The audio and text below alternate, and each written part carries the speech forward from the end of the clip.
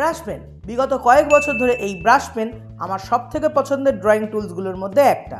বহু ড্রয়িংয়ে আমি এর ব্যবহার করেছি আর পরেও করব, কারণ এই ব্রাশ পেন খুবই স্যাটিসফাইং এবং ইউজ করা খুবই সহজ। কঠিন মোটেও সহজ না। সো এই ভিডিওতে সিম্পল 3টে টিপস বলবো, যেগুলো ফলো করলে তোমরাও খুব সহজে ব্রাশ পেন ইউজ করতে পারবে। সাধারণত আমি এই দু ধরনের ব্রাশ পেন ইউজ করে থাকি। একটা হলো পেন্টেল ব্রাশ পেন 0.7 mm। এটা খুবই ভালো এবং soft brush pen. As a beginner এটা ইউজ করা একটু টাফ। আর দ্বিতীয়টা হলো টম্বো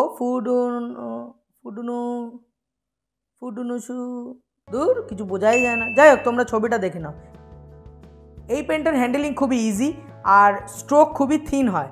ব্রাশ টিপ সফট এবং ছোট হয় আর এতে ওয়াটারপ্রুফ ইঙ্ক দেওয়া থাকে। বিগিনারদের জন্য আমি টম্বো যাই হোক রেকমেন্ড করব। টম্বো কোম্পানির কিন্তু আবার দু ধরনের ব্রাশ পেন আছে, একটা হার্ড টিপ আর একটা সফট টিপ। তোমরা যে কোনো একটা কিনতে পারো। তো চলো ফটাফট ব্রাশ পেন ইউজিংয়ের টিপসগুলো দেখে নেওয়া যাক। টিপ number 1, how to do line control. Line control কিভাবে করবে? লাইন কন্ট্রোল করার জন্য প্রথমে তোমার পেনের ওপর কন্ট্রোল রাখতে হবে।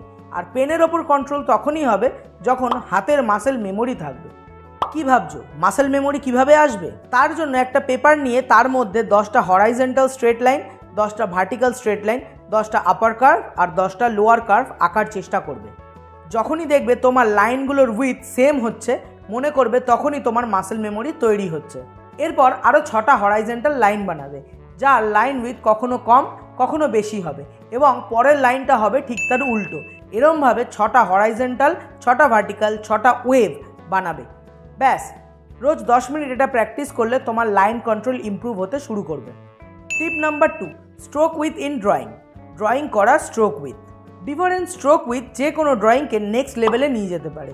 তো চেষ্টা করবে কোনো স্ট্রোক ড্র করার সময় শুরুর দিকে পাতলা লাইন দিয়ে শুরু করে মাঝের দিকে মোটা লাইন করে আবার শেষের দিকে পাতলা করে লাইন বানাতে।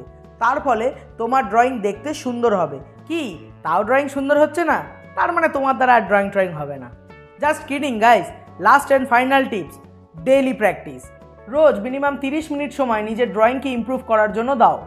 30 মিনিট না হলে অন্তত 10 মিনিট দাও। তাহলে উইদিন 1 উইক তুমি তোমার ব্রাশ পেনের ইমপ্রুভমেন্ট দেখতে পাবে। আমি রোজ আমার সময় মতো অন্তত একটা ড্রয়িং ব্রাশ পেন দিয়ে করার চেষ্টা করি, আর এভাবেই আমি ব্রাশ পেনে ইঙ্কিং করা ইমপ্রুভ করেছি। এতগুলো টিপস ফলো করার পরেও তোমাদের স্কেচিং ইমপ্রুভ হবে না যদি তোমাদের ড্রয়িংয়েই কোনো প্রবলেম থাকে। ড্রয়িং ইমপ্রুভ করার জন্য আমার এই ভিডিওটা তোমাদের অনেক হেল্প করতে পারে।